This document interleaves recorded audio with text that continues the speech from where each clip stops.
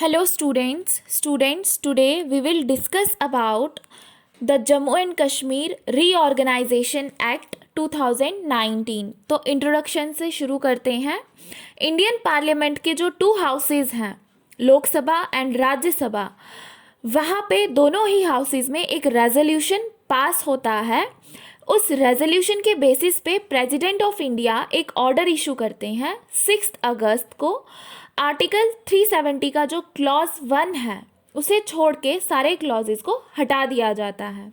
अब जो क्लॉजेस हटा दिए जाते हैं उन क्लॉजेस के अकॉर्डिंग जम्मू एंड कश्मीर के लोगों को और जम्मू एंड कश्मीर स्टेट को एक स्पेशल स्टेट का स्टेटस मिलता था। साथ ही साथ जो जम्मू एंड कश्मीर के रहने वाले लोग हैं उनको स्पेशल राइट्स एंड प्रिविलेजेस मिलते थे फॉर सिटीजनशिप, गवर्नमेंट सर्विसेज और इमूवेबल प्रॉपर्टी, मतलब ज़मीन जायदाद के स्पेशल राइट्स और प्रिविलेजेस मिलते थे। लेकिन आर्टिकल 370 के मॉडिफिकेशन के बाद ये सारे प्रिविलेजेस ख़त्म हो गए हैं। 6 अगस्त को एक और लॉ पास होता है जिसे Jammu and Kashmir reorganisation act 2019 का नाम दिया गया।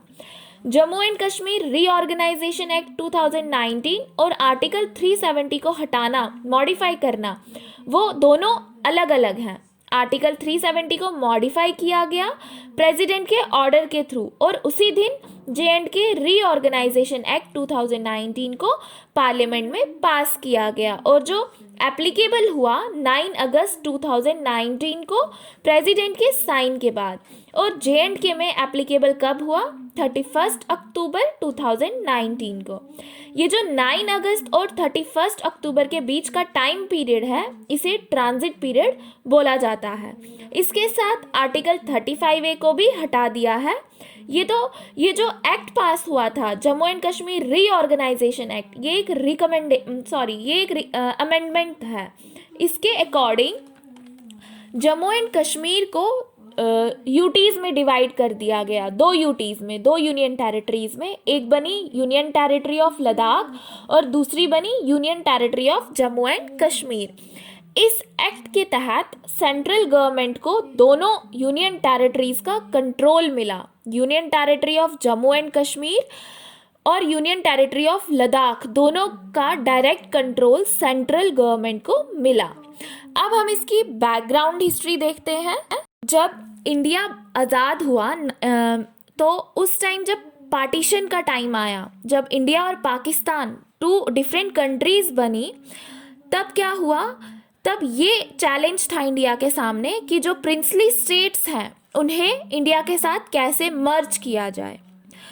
उस समय पे J&K भी एक प्रिंसली स्टेट था, जम्मू एंड कश्मीर भी एक प्रिंसली स्टेट था। जम्मू एंड कश्मीर में जो मेजॉरिटी पॉपुलेशन थी वो मुस्लिम्स की थी, पर जम्मू एंड कश्मीर के जो राजा थे वो हिंदू थे। तो महाराजा हरि सिंह ना ही उन्हें पाकिस्तान का पार्ट बनना था ना ही इंडिया का पार्ट बनना था, उन्हें जम्मू एंड कश्मीर को एक इंडिपेंडेंट स्टेट बना के रखना था। तो J&K एक ऐसा प्रिंसली स्टेट था जिसके खुद के लेजिस्लेचर्स थे, जो इन लेजिस्लेशन के बेसिस पे जम्मू एंड कश्मीर के लोगों को बहुत सारे राइट्स एंड प्रोटेक्शंस पहले ही मिले थे। तो जब जम्मू एंड कश्मीर पे अटैक किया पाकिस्तान ने 1947 में जब पाकिस्तान जम्मू एंड कश्मीर पर अटैक करता है, अपनी आर्मी भेजता है, तो इससे घबराकर महाराजा हरि सिंह इंडियन गवर्नमेंट से असिस्टेंस मांग लेते हैं। इंडियन गवर्नमेंट ये कहती है कि हम किस पोजीशन से आपको हेल्प करें, आप तो इंडिया का पार्ट ही नहीं है। इसी बेसिस पर 26 अक्टूबर 1947 को महाराजा हरि सिंह और इंडियन गवर्नमेंट के बीच में इंस्ट्रूमेंट ऑफ एसेशन साइन किया जाता है। इंस्ट्रूमेंट ऑफ एसेशन को IOA भी कहा जाता है। अब इंस्ट्रूमेंट ऑफ एसेशन क्या है? ये एक तरह की ट्रीटी होती है इंडियन गवर्नमेंट और प्रिंसली स्टेट के महाराजा के साथ, जिसमें ये कंडीशंस दी हुई होती है कि किस बेसिस पे जो प्रिंसली स्टेट्स हैं वो इंडिया के साथ इंटीग्रेट कर रहा है। तो इसके साथ जम्मू एंड कश्मीर को इंडिया में शामिल किया गया, लेकिन कुछ टर्म्स एंड कंडीशंस के साथ। अब टर्म्स एंड कंडीशंस क्या थी कि जो गवर्नमेंट ऑफ इंडिया है वो कुछ मामलों में ही कानून जो है बना सकती है जम्मू एंड कश्मीर स्टेट में, जैसे डिफेंस से रिलेटेड, कम्युनिकेशन, एक्सटर्नल अफेयर्स से रिलेटेड, इन सब्जेक्ट्स पे सेंट्रल गवर्नमेंट जो है डायरेक्ट कानून बना सकती है जम्मू एंड कश्मीर स्टेट में। इसके अलावा जैसे अगर इलेक्शंस होने हैं या कोई क्राइम होता है किसके related, defence, communication and external affairs से रिलेटेड, तो उसमें भी सेंट्रल गवर्नमेंट स्टेट गवर्नमेंट को सपोर्ट कर सकती है।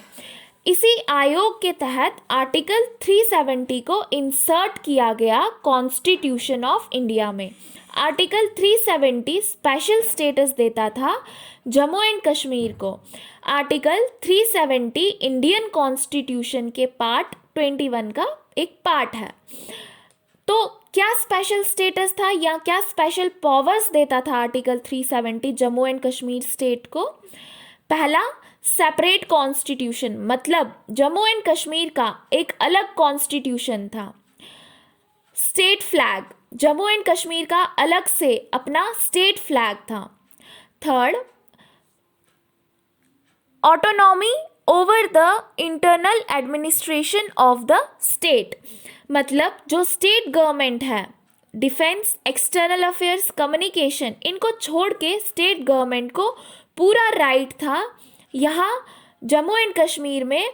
ये कह सकते हैं हम कि वो पूरी तरह से आज़ादी उन्हें थी कि कोई भी वो कानून बना सकते हैं और लागू कर सकते हैं, या किसी भी कानून में कोई भी मॉडिफिकेशन कर सकते हैं।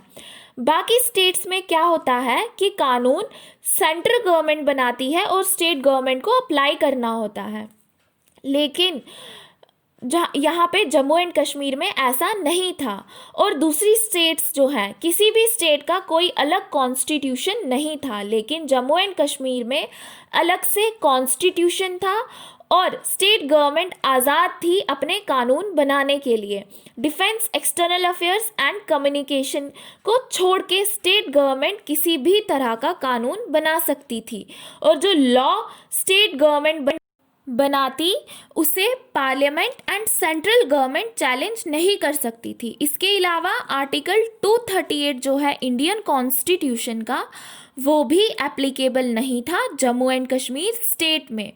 आर्टिकल 238 जो है वो 1954 में 7th कॉन्स्टिट्यूशन अमेंडमेंट के में इसे हटा दिया गया था, लेकिन जम्मू एंड कश्मीर पे ये एप्लीकेबल नहीं था। आर्टिकल 238 में ये डिफ़ाइन किया गया था कि जो प्रिंसली स्टेट्स थी कुछ, वो कैसे यूनियन ऑफ इंडिया बनी, तो उसमें भी J&K स्टेट इंक्लूड नहीं थी, उसमें भी एक्सेप्शंस थी कि आर्टिकल 238 J&K में जम्मू एंड कश्मीर में एप्लीकेबल नहीं होता।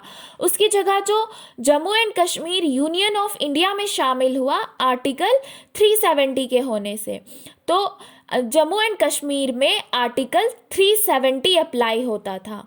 नेक्स्ट लेक्चर में हम बात करेंगे आर्टिकल 35A की।